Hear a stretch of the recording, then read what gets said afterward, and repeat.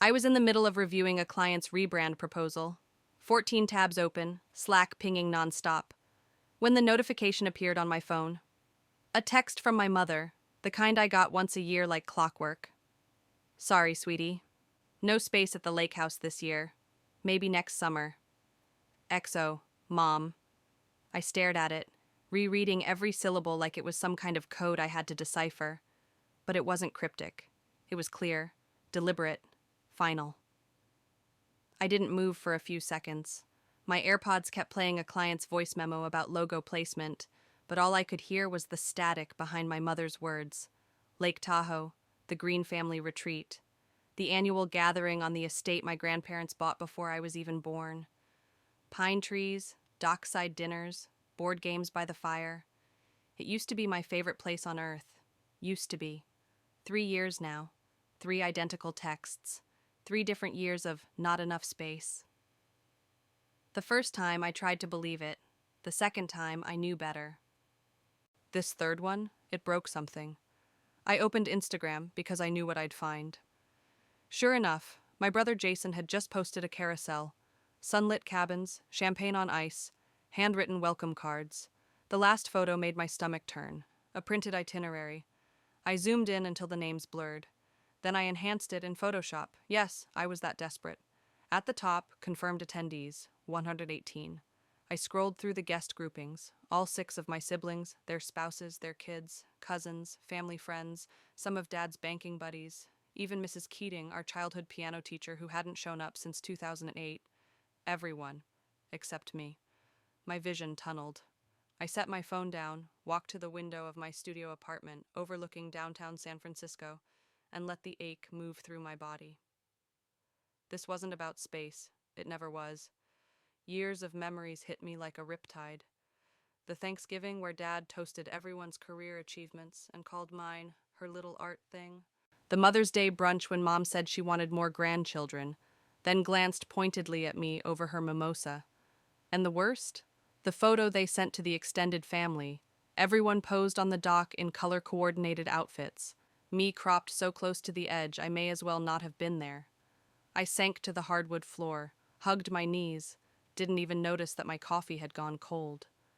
By evening, I still hadn't moved. Grace finally called. My best friend, roommate from Reesd, the person who knew every hidden crack in my armor. "You okay?" she asked softly. No judgment, no demands. "They did it again," I said, my voice barely above a whisper. "The retreat? 118 people, Grace. They rented extra houses, but not one room for me." She cursed under her breath. "I'm so sorry, Sam. That's not just oversight. That's cruelty." "Maybe they just thought I wouldn't want to come," I offered weakly. Grace didn't hesitate. "You've told them every year how much it meant to you. They're not clueless. They're intentional." Silence. She let it hang, then gently, "This isn't about you being unavailable. It's about you being inconvenient. You don't fit the brand anymore." I winced. My siblings had all played their parts perfectly. Financial analyst, surgeon's wife, legal counsel, pediatrician, teacher. All family-friendly, career-safe, married with 2.5 kids. Meanwhile, I'd built my design studio from a shoebox apartment with nothing but a second-hand MacBook and a $7 domain name. My portfolio had been featured in Forbes Women in Design.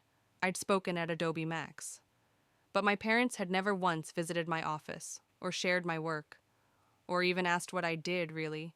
To them, I wasn't a black sheep. I was the sheep that wandered off so far they pretended I'd never existed. I messaged Jason, "Retreat looks amazing. Huge group this year." His reply came instantly. "Yeah, it's gonna be epic. Mom and Dad went all out. Must be packed." "How'd you squeeze in 118? Rented 2 other places. You should see the spreadsheet Dad made. It's wild." I didn't respond. I didn't need to. The next morning, I walked into my office early. Sunlight streamed across my glass desk. My team hadn't arrived yet, but the silence was welcome. I stared at my vision board, words pinned next to mood boards. Clarity, audacity, legacy, legacy. My grandparents' legacy had been distorted, turned into an annual PR stunt for my father's corporate empire. What was once a family memory was now a country club weekend with hashtags and catered surf and turf. I remembered Grandpa's voice. Don't let anyone tell you your way of seeing the world is less valuable. You create the world. He believed in me. They didn't. And yet, I was still waiting for a seat at their table. That realization made me stand, move, think. Maybe it was time to stop asking for a seat. Maybe it was time to build the entire damn table. If you've ever been overlooked after giving your all, type 1. You're not alone, and your worth isn't up for vote. As I opened Zillow, just to see what was out there, my heart skipped. A stunning property popped up, Emerald Bay Estate, lakefront, 6 bedrooms, and available for the exact week of the Green family retreat. And suddenly, I wasn't heartbroken anymore. I was planning something they'd never see coming. It happened in the middle of a Tuesday meeting, one of those video calls where half the team has their camera off and the other half is half listening. I was presenting a new branding campaign for a boutique hotel chain, color palettes, motion logo mock-ups, the full package. My voice was calm, confident. But then Rachel's voice cut in. Flat. Cold. Actually, we've decided to go with the alternative pitch from Nolan & Co. Their version just felt more polished. I blinked. Nolan & Co.? They were a major competitor, and last I checked, they didn't even submit a pitch. Sorry, what alternative pitch? I asked slowly. Rachel gave a tight-lipped smile. They submitted yesterday. Somehow their visuals were nearly identical to yours, just more refined. It happens. My hands went cold. I minimized Zoom and pulled up the sample deck Nolan had posted to their Behance hours earlier. My fonts, my concept. Even the taglines, same cadence, different words, they'd lifted it, and I knew how. 6 weeks ago, I'd sent my full mock-ups to Rachel's in-house creative team for review. Apparently, someone forwarded it, accidentally or accidentally on purpose, to the wrong inbox. I'd been ripped off, quietly, cleanly, and now publicly. I didn't fight it in the moment. I just muted myself, sat back, and let the call drone on as I stared blankly at my reflection in the laptop screen. So this is what it meant to be disposable in 2 families, one by blood, the other by business. That night, I lit every candle in my apartment and poured a glass of wine I'd been saving. I didn't cry. I didn't rage. I opened my laptop and searched again. Lake Tahoe, Emerald Bay, private rental, July 20th to 28. There it was. Still available, still stunning. 6 bedrooms, lakefront, private dock, glass walls, gourmet kitchen. The kind of space that deserved intention, not exclusion. I clicked Contact Host. A half hour later, the deposit was wired. I had officially committed to spending the week of the Green family retreat 15 minutes away, hosting a creative escape of my own. Not as a protest, as proof. The next morning I called Grace. I booked it. She paused. The estate? Yep. Her joy came in waves. Okay, breathe. We're doing this. What's your vision? A creative minds retreat, I said. Workshops, meals, collaboration, joy. The way Grandpa intended Tahoe to feel, before it turned into a press release. Grace was already scribbling ideas. We'll need a guest list, branding, logistics. I can help with production. You've got that design intern, Olivia, right? Bring her in. I want Rachel to see it. She will see it. Then I added, I'm inviting Emily and Jake. Grace paused again. Bold move. They've been less awful than the rest. You're not doing this to win them back, right? No, I said quietly. I'm doing it because I don't want to become like them, cutting people out because they're inconvenient. By Friday, I'd booked 2 local chefs, designed a landing page, and sent out 20 invitations. I only hesitated once, when typing Emily's name. But her reply came 2 hours later. This sounds incredible, Sam. Count me in. Jake's response took longer. He declined, politely, but added, proud of you. Wish things had gone differently. Meanwhile, the Nolan and Coer scandal festered in the back of my mind. I hadn't decided what to do yet. I could pursue legal action. But deep down, I already knew I'd win nothing but stress, and they'd bury it with NDAs and technicalities. Still, I started documenting everything: timestamps, versions, email chains, just in case. Back to the retreat. Rachel called on Sunday. "You're not going to believe this. One of the Nolan designers just quit and emailed me screenshots of internal Slack messages." My heart skipped. "What?" "They admitted they used your deck as the template. Someone from our side leaked it." My throat went dry. "They're scared you'll sue." I exhaled slowly. "I'm not suing." "Why not?" "Because I've got something better." "What?" I smiled. "An audience." The branding for the Creative Minds retreat went live that night. Sleek, earthy tones, hand-drawn textures, and a soft serif font. I posted the teaser video to Instagram with a caption: "Sometimes you stop waiting for a seat at the table, and you build your own." Creative Minds Retreat, Tahoe 2025. It was subtle, not bitter, but pointed enough for those who needed to see it. The DMs started instantly. Old classmates, industry friends, a few clients. "Wait, can I come? This looks amazing. Are you open to sponsoring speakers?" By Monday morning, I had 11 confirmed attendees. Would you ever bet on yourself after being erased? Type 2 if you've ever turned betrayal into a blueprint. 2 days later, I received another text. This one from my father. "Heard you're in Tahoe that week. We didn't know you had plans. Hope you're well." That wasn't curiosity. That was surveillance. I didn't reply. Instead, I posted a second teaser video, shots of Emerald Bay Estates deck, floating candles in mason jars, and a voiceover from one of Grandpa's old cassette tapes I'd digitized years ago. It's not about who's at the table. It's about how you make people feel when they sit down.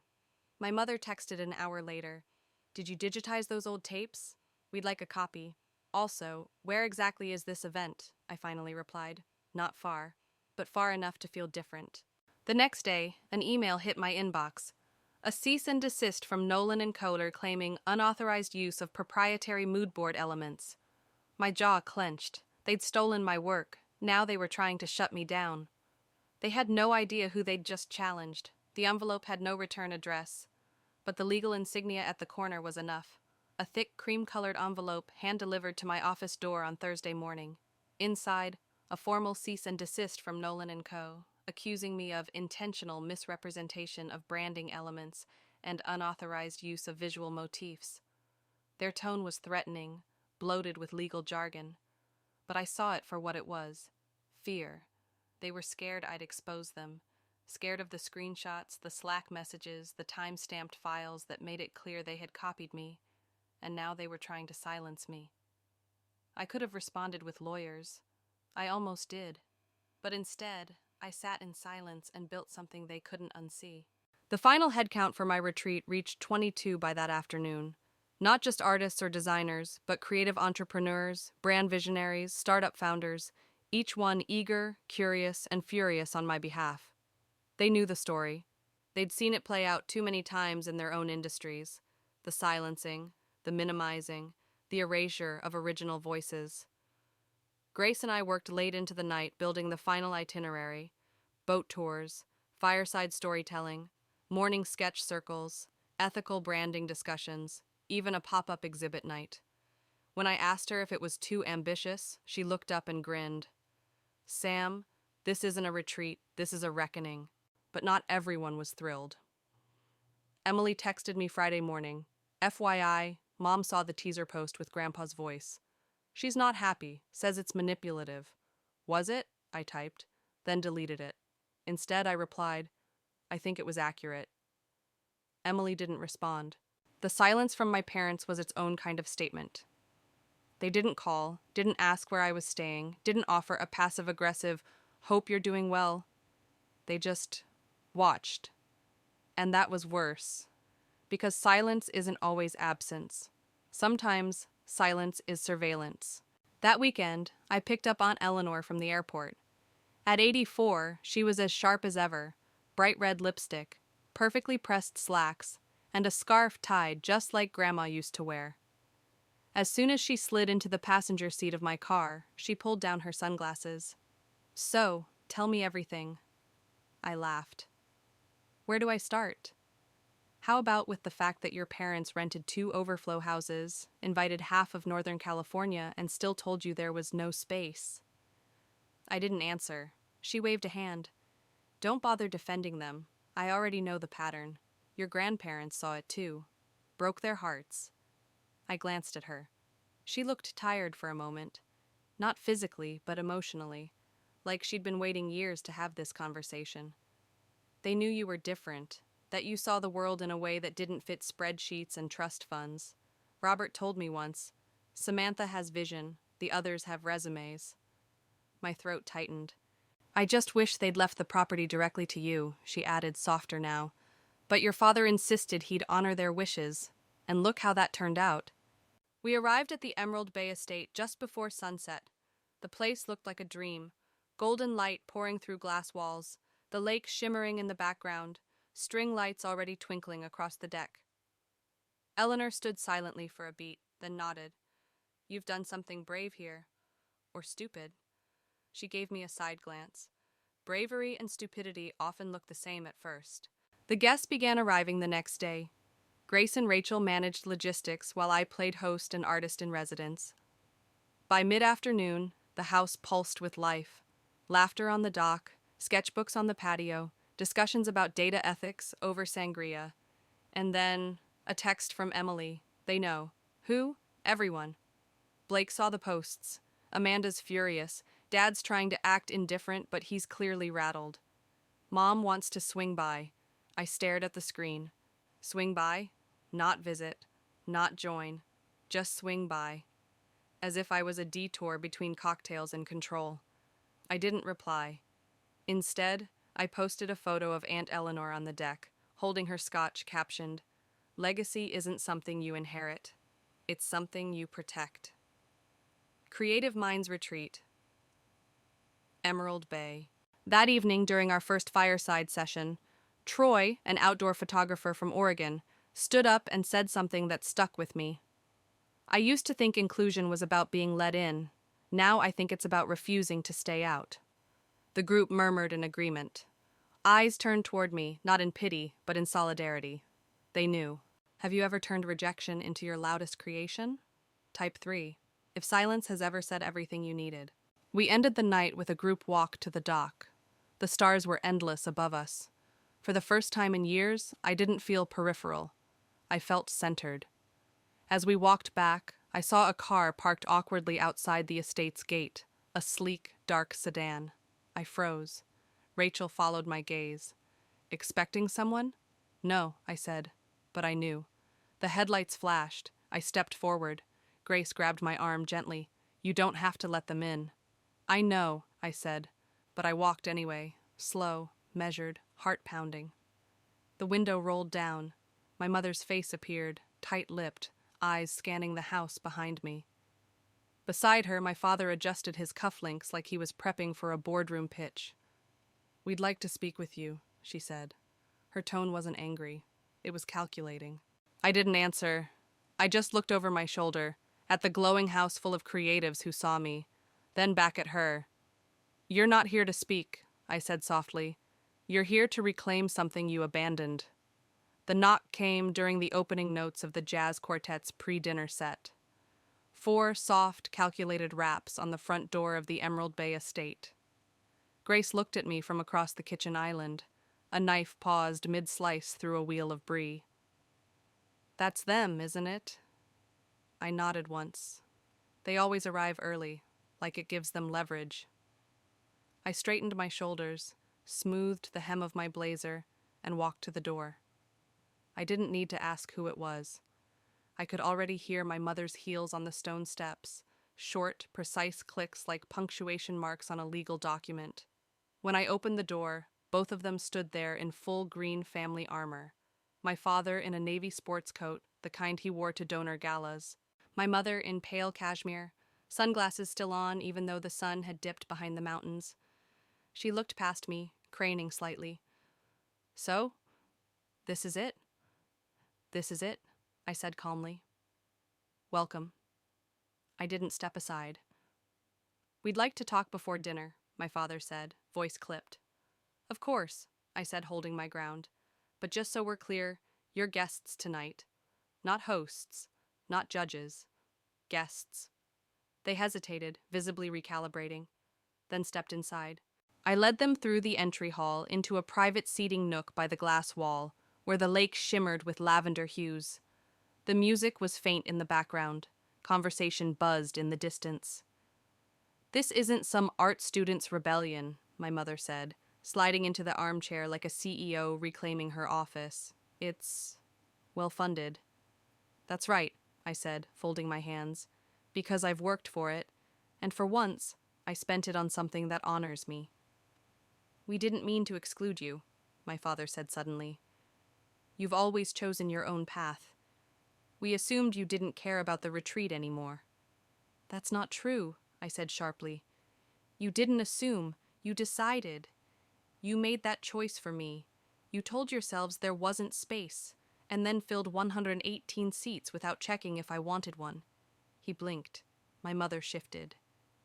"It was never about space," I continued. "It was about discomfort, about me not fitting your definition of success, so you cut me out." My voice didn't rise, but the air in the room did. "I run a company that generates more revenue per employee than 3 of your banks combined," I added. "But because I didn't wear a pencil skirt to Thanksgiving or marry a junior executive, you decided I was a deviation." My mother lowered her sunglasses. Her eyes were sharp now. "You think this little showcase changes anything?" "No," I said. "It confirms everything." They went quiet. Then, unexpectedly, my father exhaled and looked away from me, out toward the deck.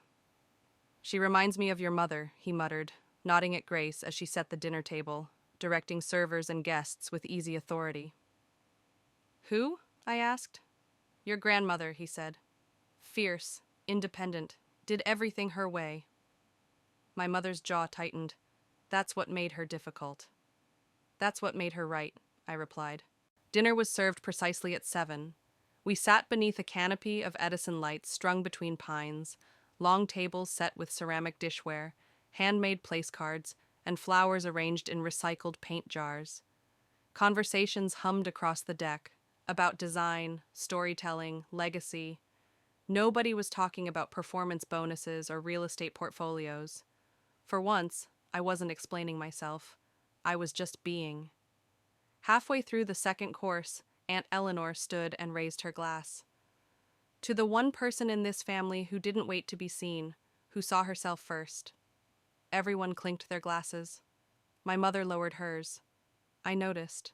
After dinner, as the guests moved into the lounge space for dessert and live music, my father pulled me aside again. "Can we talk? Alone?"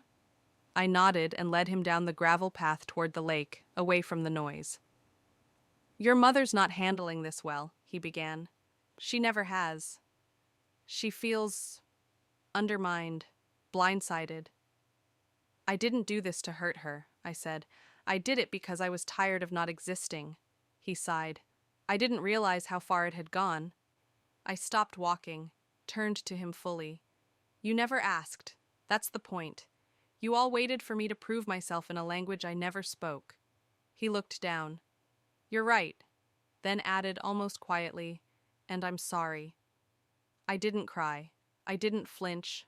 I just nodded. We returned to the house to find Emily already speaking to Grace, who pointed her toward me. "Samantha," she called, "can we talk?" I met her halfway. "What's going on?" She hesitated. "Blake wants to come." I froze. "Here?" "He says he left the main retreat, got into an argument with Dad." "What kind?" "He told him he resents how you were treated." I blinked. "That doesn't sound like Blake."